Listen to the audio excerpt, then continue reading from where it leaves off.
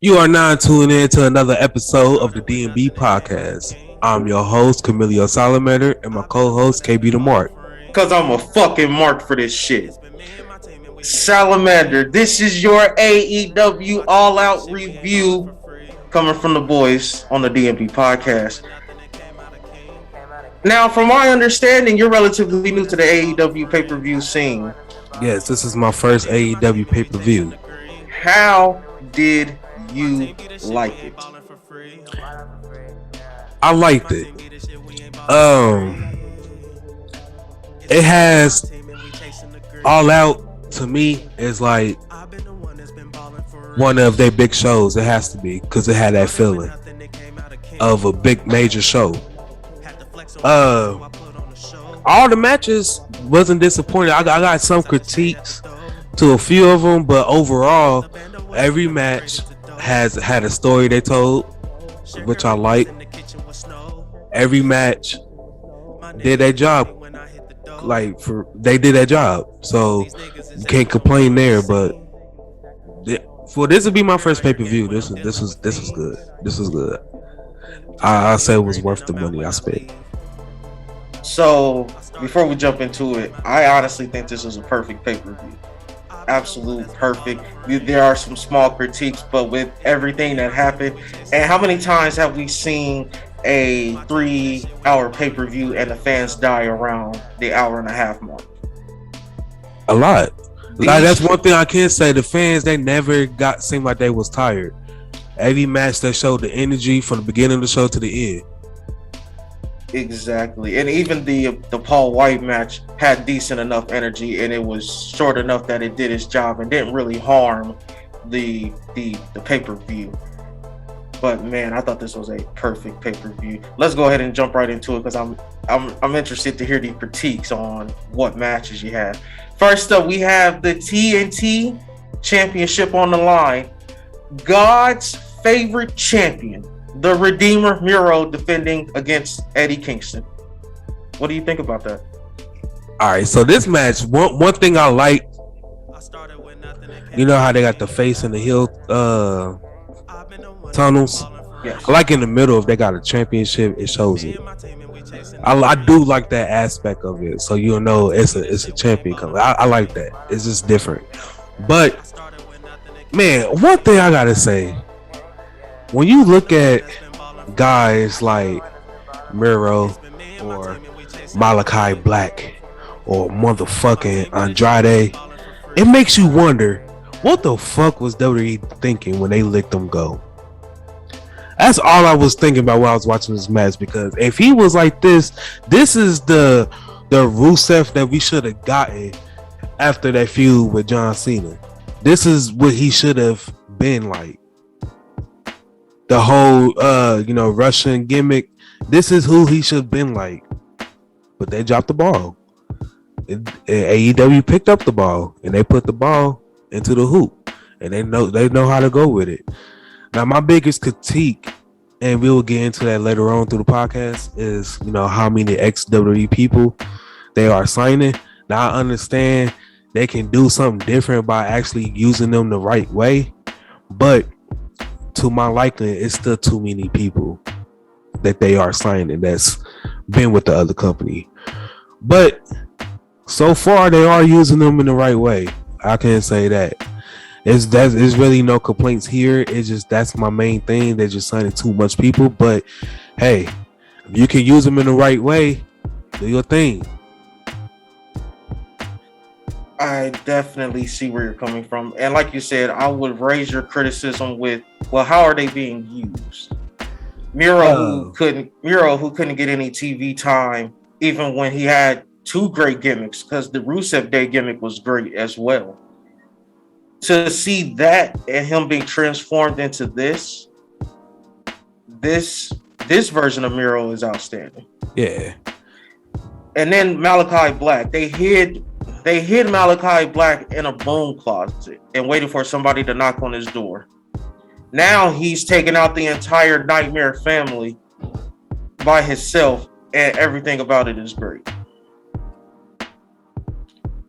One thing I loved about this match is the referee is the referee bump. It's not so much a bump, but referee, I want to say it was Bryce Remsburg, how he got caught up with the turnbuckle pad, and that led to it led to the finish, the false finish, because Kingston hit the back fist and then the DDT, and we had a 3 count, but here's Bryce Remsburg trying to fiddle with this turnbuckle pad. There was the 3 count, which then led to a low blow and Miro retention. I do like the story. The story was good in this match. Because, you know, for a lot of people to complain and say that wrestling's fake, I can honestly get behind a referee trying to fix the equipment of the ring to make sure that the match is done fairly, and him taking his attention off the match for a split second. You know what I mean? Yeah. It just makes it believable. Like, it makes that referee seem human. If that makes sense. Yeah, I did like how they like that turnbuckle was part of the story of the match, especially when he tried to Eddie Kingston try to, you know, Irish rip Miro into it, and then the ref got in the way, right, and stuff. So it was like no.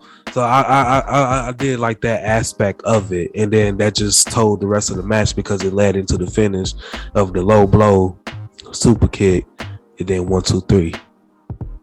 Yeah, and I thought Eddie Kingston looked very strong in defeat. Like, I would low-key want to see them run it back one more time. Maybe in New York, Eddie's hometown. And maybe that's when he beats Miro for the TNT Championship. I like one thing I really want to bring up. I like the statistics of AEW. How it shows you, though, they win-loss record. How I got one, like it be 6 every year. They got an all-time record. I like that. I like how it keeps up with their title defense. Miro having 7 title defenses. Like I like that aspect of it. Instead of you being like, dang, he held the title for 100-some days. It really gives like prestige to that title, like how many times he actually defended it. Because on WWE, you could hold a title for 200-some days, only defend it twice. You just ain't been on TV like that. But it actually gives give it a more prestige to the title. Like, yeah, he held it for 200-some days with 7 title defenses. So that means that you a fighting champion. So it kind of means something when you put it in that type of way. Absolutely. And, you know, I never really put that much thought into it, but it does, seeing the records, it definitely does add prestige to it, especially when you've seen the number of title defenses that they've had. And I mean, this would be like 9 defenses in like 170 days. And you're thinking like, that's a lot of defenses for pretty much a 4 or 5 month reign. Mm-hmm. So that's a lot of title defenses for you to have successfully defended your championship. It's why, to me, the TNT Championship is is right underneath that the World Championship. Not a mid-card, but right underneath it, because it doesn't feel like a mid-card title. You know, if you got somebody with 9 defenses, I don't see how that can be a mid-card title, you know? The TNT title feel like how back in the 90s when WCW had the WCW World Heavyweight title, and it had the United States World Heavyweight title too. But the United States World Heavyweight title actually it didn't feel like a mid-card title. It actually felt like a step up. That's what this title feel like. Exactly. Every title in your company shouldn't be like, every title shouldn't be downgrading. Like even if you a cruiserweight champion, it should mean something because you got something that everybody else don't. Exactly. I couldn't have said it better myself. That the championships need to mean something. They don't just need to feel like a prop that's just on the superstar that you're pushing at the moment. I shouldn't even feel like just because a superstar has a belt that they're getting a push. I want it to feel natural, like they naturally earned this spot. Mm-hmm. And that's what I feel with the TNT Championship and especially Miro. But like I said, I would love to see him and Eddie Kingston run this back one more time in New York. Because I honestly think that 9 title defenses might be, it's what Darby lost. It's when Darby lost to Miro. So I think they might top it at 9. And 9 is all you get before we start doing the change. And then eventually they'll break that somehow. You know what I mean? But you just got to set the foundation first. But that's just me. Like I said, I want to see them run it back. Next up, we have Jon Moxley versus Satoshi Kojima. I thought this was a really good match. It led into a debuting superstar from New Japan. We'll get down into that in a minute. But Salamander, biggest rival. His biggest rival in New Japan.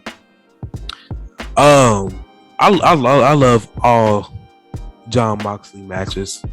I've been a fan of him since he was with WWE. But it was good. Like I said, every match had a story that was telling. I mean, Jon Moxley, he never disappoints. And looking at this match, at the end of it, when his biggest rival made his debut, I like how AEW they do their face offs right then and there. I do like that. Instead of giving you waiting on it, like, we kind of had that face off against Brock and Roman. And now we might not have another one till about, like, we expecting him to come on Friday, but he ain't come yet. So it's been weeks and stuff. I like how they get, like, they building that stuff up now. Like, they doing their face off now, but they might not fight until, like, 4 or 5 weeks from now. But they get it out the way now. But I do like how they told the story. Basically, he got the upper hand because Jon Moxley already went through a match and he was exhausted. I do like that aspect of it. But just for him being a shoot fighter and Jon Moxley being who Jon Moxley is, this is going to be a good match and stuff. So it's going to be a good match to see over here in the States.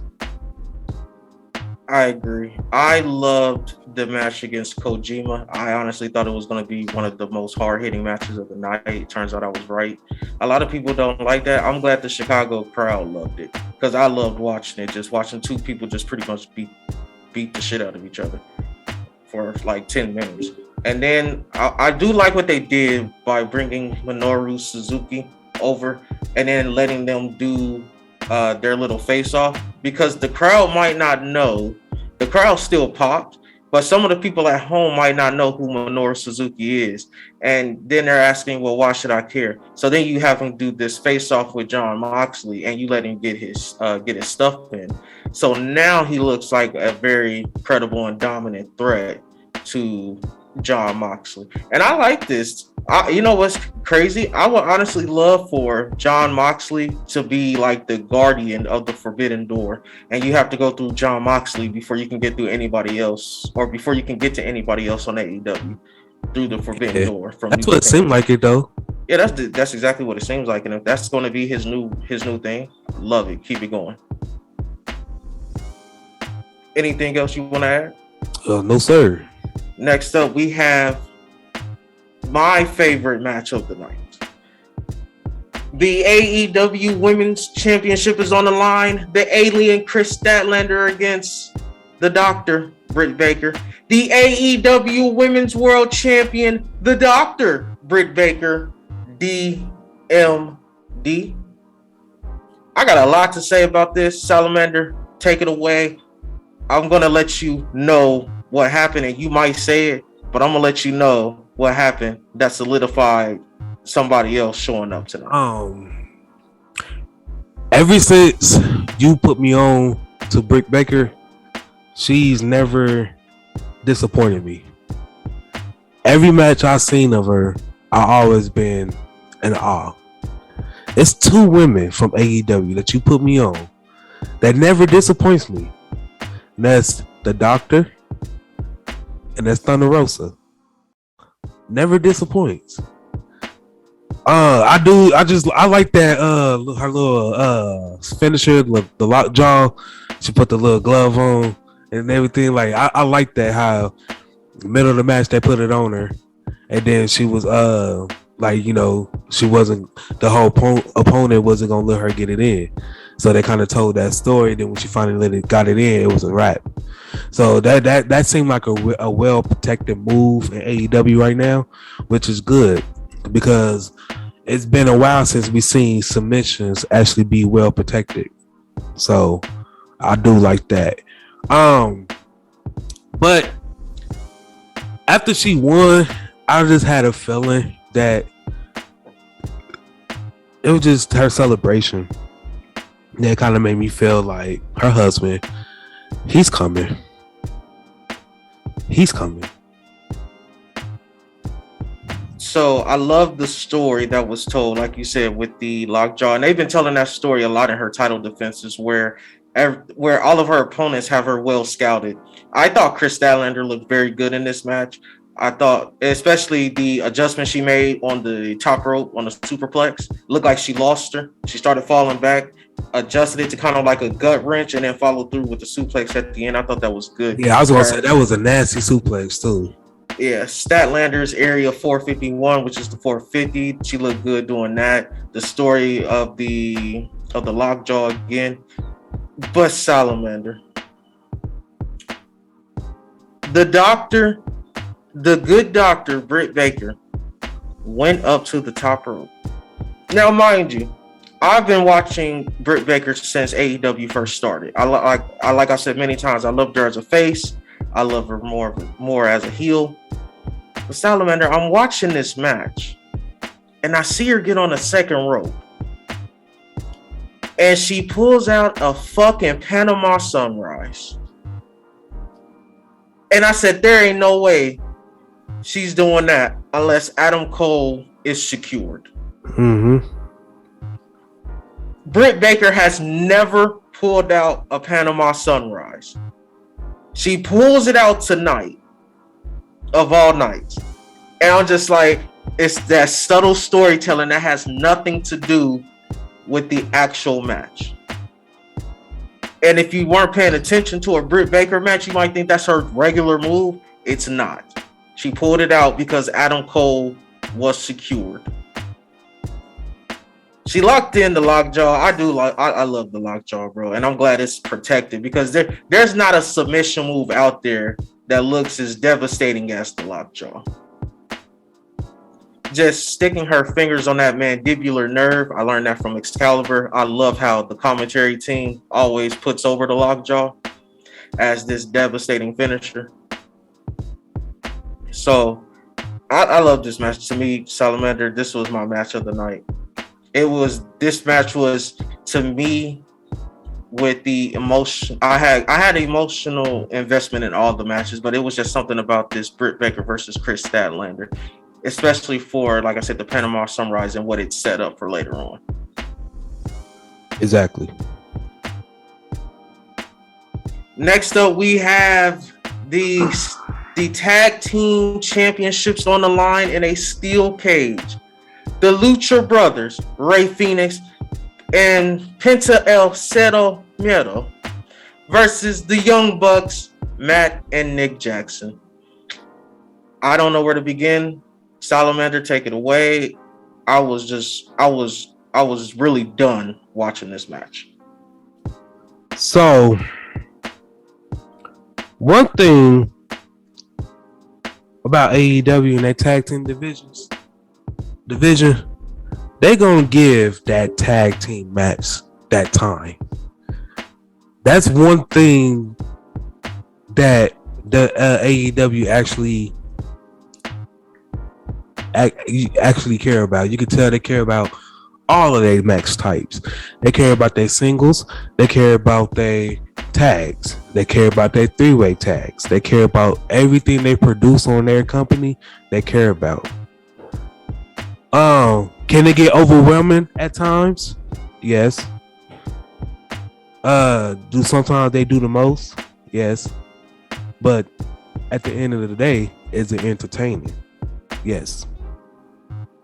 I do like that we got new tag team champions. So we seeing that it's not really the elite carrying everything, or the people who actually has prestige to the company carrying everything. So they are actually putting over people, which is a good thing. That's really it. I mean, the match was good. Every match had a story. Every match didn't disappoint for real. I have so much to say. From the spots where they were throwing each other in between the cage and the rope, to Matt Jackson pulling out, I want to say those were Forces, Nikes, with thumbtacks on the bottom. And for real, that could have been the ending. And you make the Young Bucks the most hated heels on the show. They already are, but pretty much destroying Matt and but pretty much destroying Pentagon and Ray Phoenix with the shoe with the thumbtacks on it. I would have been okay with that, but it was proper storytelling, because over the weeks, that's how they have been winning some of their matches, with thumbtacks. I remember they put the thumbtacks in I want to say Eddie Kingston's mouth and super kicked while he had thumbtacks in his mouth. So I'm glad that it played a factor into the ending. That match was extremely violent. And I know the Bucks are extremely violent people, but to me, that was even a little bit too graphic for me. Not to mention all of the false finishes where you thinking it's the end. Then no, we got to kick out. Phoenix makes the save. The Bucks make the save. This was a fantastic match, and I like what you said when they give it time. Salamander, this match went 22 minutes and 2 seconds. It didn't feel like it went 20 minutes. I honestly thought they had probably about another 5 in them, just for the simple reason that it's a cage. And then he went to the top, and Ray Phoenix dove off the top of the cage. And that set up the finish. This match, I can see why people say that it stole the show. It absolutely was a steal the show type of match. But my thing is, knowing the Bucks and the Lucha Brothers, I kind of expected half this stuff that happened in the match. I knew it was going to be spot heavy, and I knew it was going to steal the show. I mean, you have 4 of the most athletic superstars in AEW confined to a cage. It's not like they can do the awesome high spot dives to really bring the crowd into it. So you have to make it very brutal and make it very spot heavy. But let me ask you, what did you think when you saw him pull out the shoe with the thumbtacks on it? It gave me early 2000 WWE vibes, when the thumbtacks always played a part in the Mick Foley matches and stuff. I was shocked, but it was good. Like you said, the match was extremely violent, but it did its job. It got what it needed to get it across, done, and it did its job, man. Like, this might be the pay-per-view of the year so far of all promotions. I can definitely see that, and I can definitely see this being a match of the year candidate, because I know it has to be the hottest tag team match. If it doesn't win match of the year for just overall, I think it'll win like a tag team match of the year. I haven't seen a tag team match better than this in any promotion in any company. And that says a lot, because and I know AEW is a stickler for their tag team division. Love the celebration though. What did you think about Penta El Cero Miedo hugging his little girl and just seeing his family in tears? I thought it was a great wholesome moment. Yeah, they finally did something. Cause they haven't became AEW champions, tag team champions, have they? No, but they're from what I heard, they've been close to capturing it before, plenty of times. Yeah, but I was just gonna say, but from what I heard, they are undefeated in All Out, and I would honestly keep that a thing. Undefeated at All Out. Yep, they're undefeated at All Out, and I would keep that a thing for the I Lucha know they House. was in the running of becoming the first ever AEW Tag Team Champions, but they didn't win. And I know there's been a few times that they've been right there, but just didn't capture it yet. So, yeah, it's a surreal moment. They finally achieved something that they've been chasing for about 2 years. So it's an unseen moment. I thought it was a very wholesome moment just to see that celebration with his family. So next up, we have the Casino Battle Royale, and we're gonna jump straight to the end.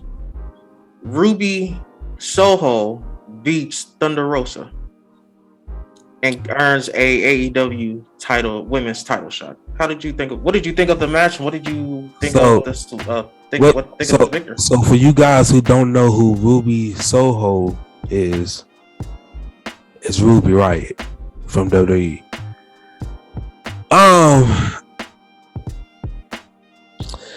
The match was good. I just don't believe that she should have won. They should have gave it to Thunder Rosa, for one. For two, so far it seemed like with the casino thing that they do, if you a debuting superstar, you winning. That's what it seems like. I don't know. I don't see why she should have even received that push right now.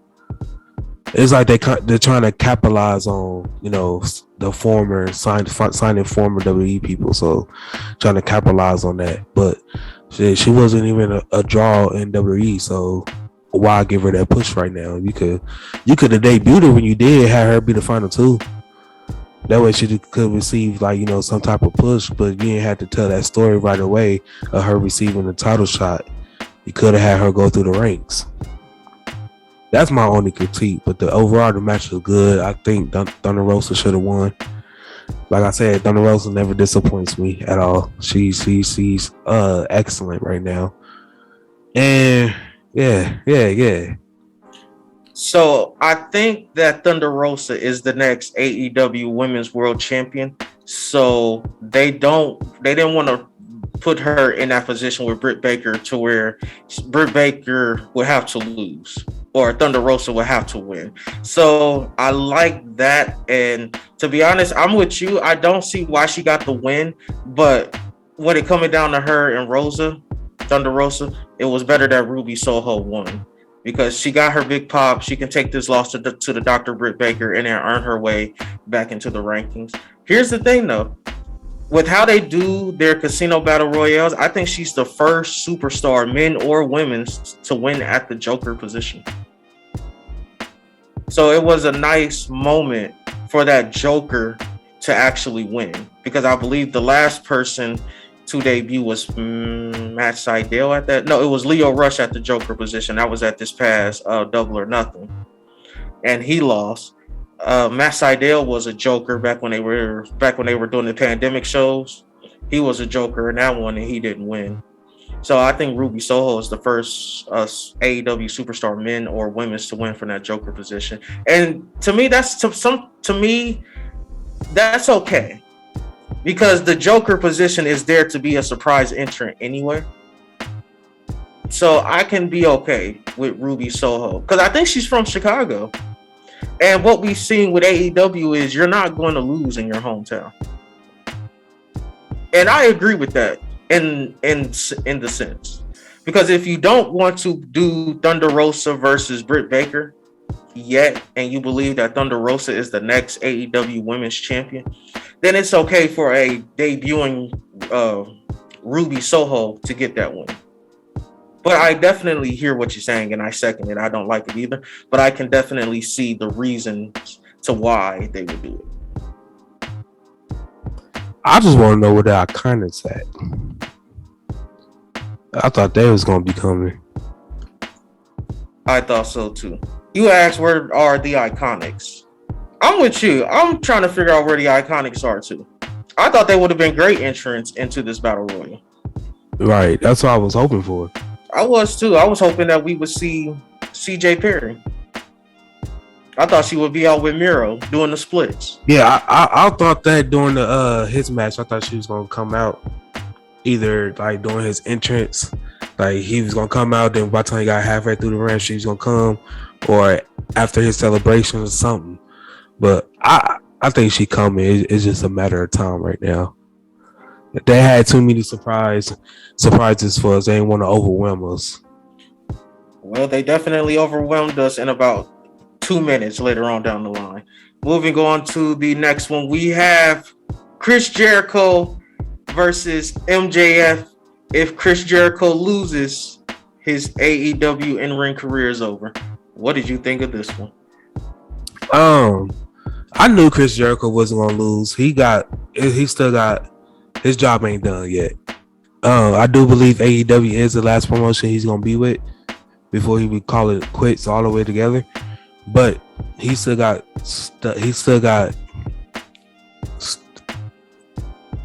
plenty of story time there at AEW to tell. One thing I didn't like about the match is that little segment where like the ref didn't see his foot under the rope and she counted the three count. That caused another ref to come and basically restart the match. That's the only critique about it, but other than that, the match was good. You know, he finally beat MJF, so that's an accomplishment he could check off. And Chris Jericho, he's not done yet. He's still got plenty of story left in him. So my question is, why didn't you like the false finish? Because that was the beauty of the false finish. And it makes the ref, it doesn't make the ref look incompetent. It just makes the ref look human. She was down making a count. She didn't see his foot because she wasn't in the right position to see the foot on the ropes. So she counted the three and it gave you that false finish. Did you hear? It was designed for the pop. Did you hear the crowd deflate when Aubrey counted three and called for the bell? Look, this is why, because I swear on everything. She makes every big match that she referees, she at least make one mistake. It happened when then she refereed the John Maxley and Kenny Omega match. It was a big match that she refereed that she had made a mistake. I think she ended up counting to three, but then taking it back right after she did that. I have to look it up. It seemed like that's a part of her thing now. Like she gonna referee a big match, she gonna make a mistake like that. It seemed like that's what they's playing a part of her being the referee. Well, here's my thing, Salamander. People complain that the AEW refs are incompetent. I will argue the exact opposite. They are made to look human, like they can make a mistake. How many times has a WWE ref made a mistake and they just like, nah, fuck it, it didn't happen. Keep it as it is. You know, like they made that. As in with this one, referee Aubrey Edwards is not in the correct position. She counts to three. She didn't see Jericho's foot on the rope. So now the crowd is deflated because we've all been accustomed to WWE. Call it how you see it. Call it how you see it, right? Mm-hmm. If that's what you saw, it doesn't matter. We clearly saw that Chris Jericho got his foot on the rope. WWE would have said, nah, forget it. And what does AEW do? They know that the crowd is going to be deflated. That's why they threw it in there. Another referee comes down. His foot was on the rope. 1, 2, his foot was on the rope. They announced the match is restarted. And the match is restarted. Jericho gets the win. And the crowd, and that Chicago crowd goes stupid. It was a beautiful false finish to really because it's not like false finish and then the ref came out. Justin Roberts was literally in the middle of getting ready to say that the winner was MJF. He literally had the mic to his mouth, getting ready to go. And then they announced the match will be restarted and the crowd went stupid. True. You have to know how to do it. So I understand what you're saying because I felt the same way when I first saw it.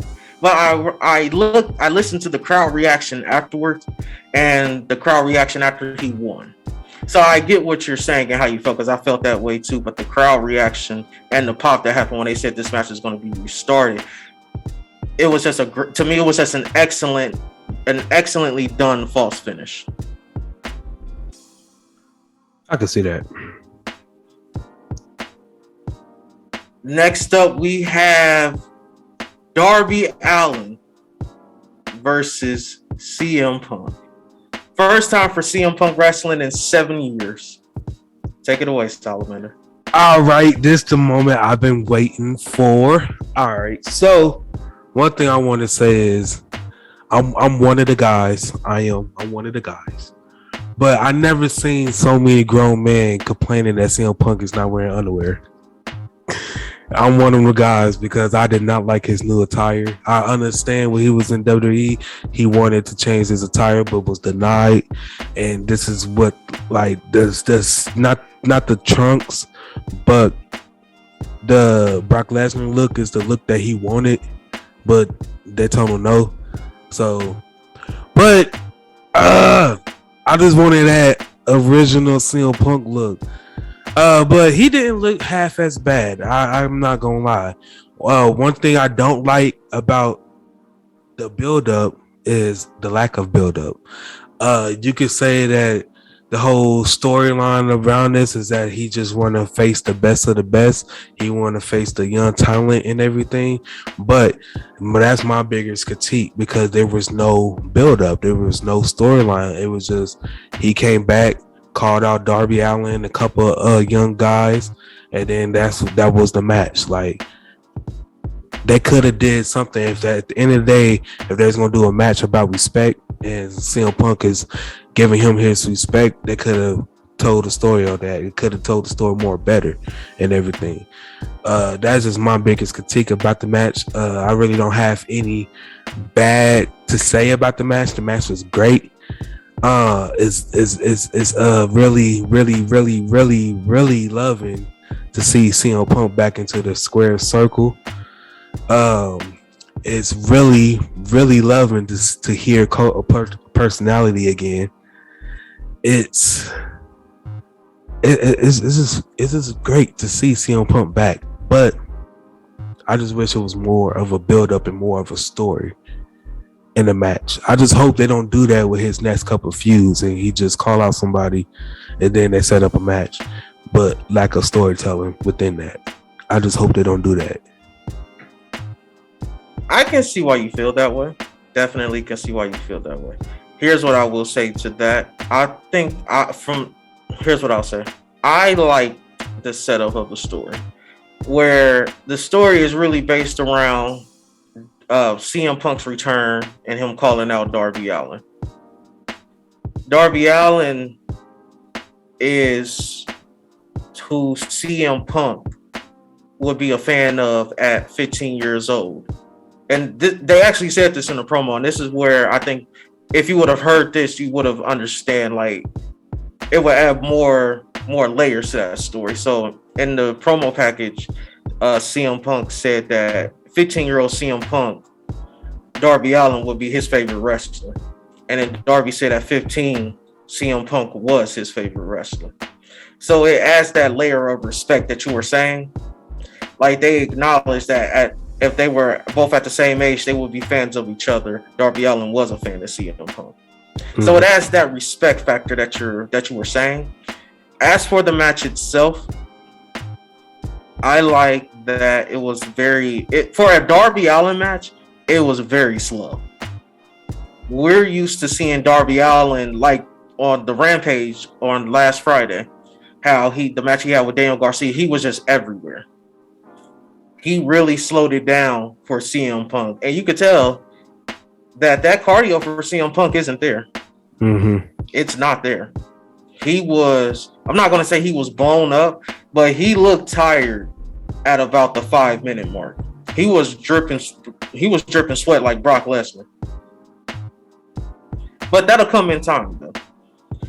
I thought it was great. Darby Allen made CM Punk look like a star. CM Punk made Darby Allen look like a star. It was a good match, and it didn't. And the thing is, with CM Punk, it didn't have to be great. It had to be functional. It had to show that even though you've been off for 7 years, you didn't take us for granted. You were putting in the time. we understand the cardio is not there because you can only run on a treadmill, you can only jog and do everything else before you're in a square circle, and then that's a different type of cardio. Right. You have to be in the ring to get that full experience cardio. But like I said, I thought he looked good. He looked good for what it was. And Salamander, the match went 16 minutes and 8 seconds. So it went a decent amount of time. I thought he looked good in this match. Anything else you'd like to add? No, sir. Next up, we have QT Marshall versus Paul White, the former Big Show. What did you think of this? Now, I got the same critique with this match that I had with the CM Punk, the lack of build-up. Now, I know the storylines that basically QT, ever since he broke apart from Cody Rhodes and the Nightmare Family, that he's basically been an asshole. I know that he was basically bullying Tony Schiavone, and Paul White came to Tony's defense. I get that. Now, that can be the story, but I just wasn't. I wanted more of a. If he's gonna get back into the ring, I wanted more of a build up. Like, I seen that QT had brought up his injuries and everything before, Paul White basically announced that he had a match at All Out against him. But if they was gonna do that, I wish it was a couple more weeks in between there, and then that way you could tell the story of him and his group trying to target, Paul White previous injuries and everything. That way they can tell that story within the match. But one thing I can say, his choke slam, goddamn, it looked way better than it did in WWE. I don't know if it's he just giving more oomph into it or if they selling it good, because the way that everybody take the choke slam now in AEW from him, it just looked way better. And but that's really it. Just a lack of build up. It's a typical Big Show match. That's really it. He won. Did he have to win? No. But he won. The next person might make their in-ring debut, might be Mark Henry next. Yeah, I mean, it's okay to let the older guys get a match or two in if they really want to, as long as they understand they're not going for any world titles or anything like that. This match, honestly, I just would have had Paul White knock out QT Marshall and then put his foot on him for the pin. This match, it didn't need to go as long as it did. But it was the match before the pay-per-view main event. And how many times have they put a women's match there? True. So I'm glad they went with QT Marshall and Paul White. Like I said, it didn't kill the crowd. It didn't kill the momentum of the show. And there was even some energy behind it just for a debuting Big Show. Big Show did his thing, Paul White did his thing for this.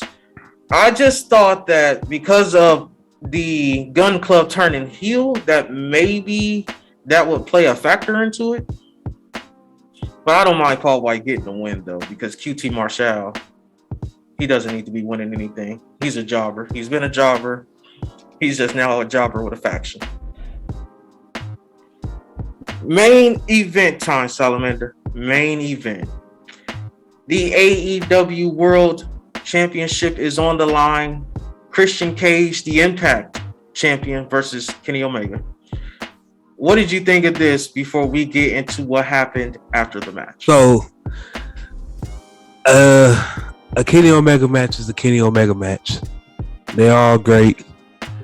Like you said during the AEW review, do we really want to see another Kenny Omega versus Christian match? I do think this one was slightly better than the first one, but it's still a Kenny Omega and Christian match. The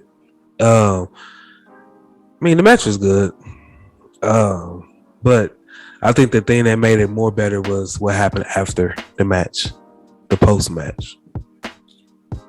Yeah, I did say that it is a Kenny Omega match. You know what you're going to give with a Kenny Omega match, especially going against a Christian Cage. I honestly thought that this was, like you said, just a little bit better than their Rampage match, which was to me was legendary.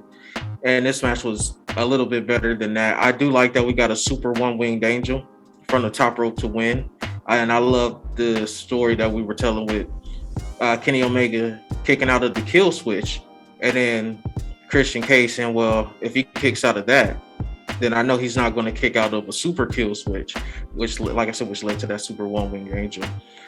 But we go into the post match where the elites are beating up Jurassic Express, and Omega grabs the mic. Pretty much nobody's better than him. The lights go out. It's the debuting Adam Cole. Adam Cole, baby. And he super kicks Jungle Boy and joins the elite.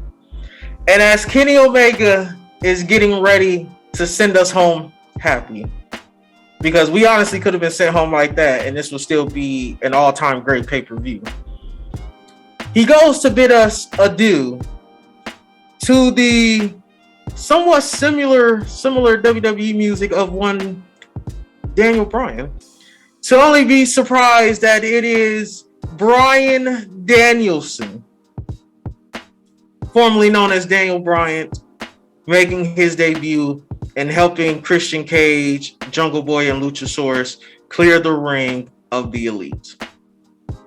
Salamander, what do you have to say about that?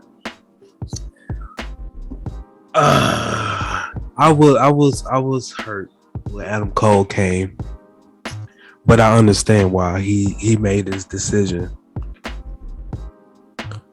And then when Daniel Bryan came, I was more hurt. I mean, like I said earlier, that's my biggest critique in AEW is that it seemed like they jumping on signing everybody that's getting released from WWE. And well, not really everybody, but everybody that has a name, they signing them. But like I said, if you can use them in the right way, better than what they was being used before, knock yourself out. But my main thing is, since Daniel Bryan and Adam Cole came, that just means that the Fiend is coming. That just means that Braun Strowman is coming. That just means that all of these big name WWE people, Buddy Murphy, he might come too. But if you got a name with WWE, you coming to AEW. But if you can get utilized better than what you was before, knock yourself out. Braun Strowman is going to Impact. I believe Buddy Murphy will be a great fit in Impact. Honestly, I do want them to go grab Bray Wyatt. And if Keith Lee is somehow released, they need to grab Keith Lee, and that's it. Don't bring any more ex-WWE guys in. Go bring some more guys in from the indies. But it's not like AEW doesn't have the proper shows to get guys over. And you're absolutely right. If they are being used better in AEW, why not come over? Ruby Soho, formerly known as Ruby Riott, was a joke in WWE. She comes in on her first night and wins the Casino Battle Royale. Miro, who was in a storyline with the almighty WWE champion Bobby Lashley and his wife Lana leaving him, is now the TNT champion and looking like he's a top 5 wrestler in the entire promotion. Jon Moxley, who they tried to get to make fun of Roman Reigns' cancer diagnosis, looks like a top 5 wrestler in the world. Chris Jericho, who they thought was washed up, reinvented himself, became the late champion, and started selling champagne. There are levels to this, Salamander, and I hate to say it. If the AEW is going to have you completely look different and actually Solomon, let me ask you this: how happy did they look? They did look happy. Daniel Bryan, everybody who made a debut, they all look happy. Even Miro and John Moxley, they all got a different look to them. So yeah, can't complain there. Listen, I'm just looking back over the past 4 debuts. CM Punk in tears. Didn't believe that's how we felt as fans. Ruby Soho, she looked like she was about to start crying just walking down the ramp. How long had it been since she's gotten that type of reaction? I don't think she ever got that type of reaction in WWE. Maybe when they made a main roster debut, that's it. Adam Cole being reunited with his best friends, and Bryan Danielson being happy to work under a company to where he's not going to be looked at as the little guy who can never get over. The B+ player is what they called him in WWE. Imagine calling Bryan Danielson a B+ player. Mm-hmm. They look infinitely happier being over here in AEW, and I can't blame them. Salamander, we have reached the time that I've been the most curious about. If you had to rate All Out of 10, what would you give it? I'm giving All Out a 9. Yeah, a 9. It's gonna get a 9. I said already, I thought this was the perfect pay-per-view. 10 out of 10. This is the best pay-per-view of the year. I believe nothing will top it. Unless we get maybe Dwayne versus Roman as Survivor Series, I don't see any pay-per-view topping this. Max just the WWE. Just because All Out was good, and just because CM Punk makes his in-ring debut, along with Miro looking good, along with Ruby coming, along with Adam Cole and Daniel Bryan, please don't panic. Please don't produce us no BS today. Please don't produce us no BS Friday. And please don't produce us no BS on the next pay-per-view. Please don't panic. Please. That is a message to WWE from Salamander. Please don't panic. But they're going to panic because from what I'm hearing, Roman Reigns and the Usos are going to be on Monday Night Raw. They might be panicking. Salamander, what was your match of the night? I will say...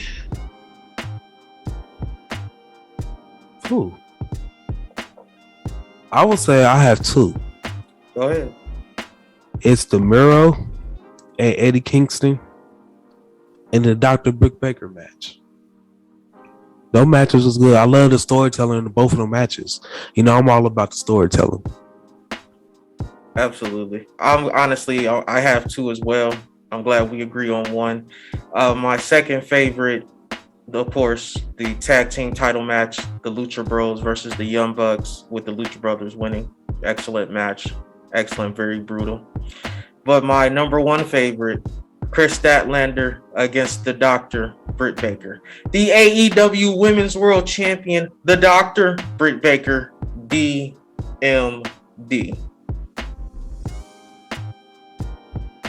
I believe that's all we have for him today, Salamander. Anything else you'd like to add? This pay-per-view was good. For it to be my first AEW pay-per-view, I wasn't disappointed. That's all I have to say. Guys who's watching this, y'all guys let us know what was your favorite match. Also, what would you rate this pay-per-view out of 10? Don't forget to like, comment, and subscribe. And we will see you on the next one. I started with nothing and came out a king. I've been the one that's been ballin' for rings.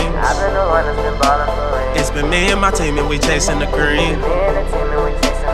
My team be the shit, we ain't ballin' for free. My team be the shit, we ain't ballin' for free.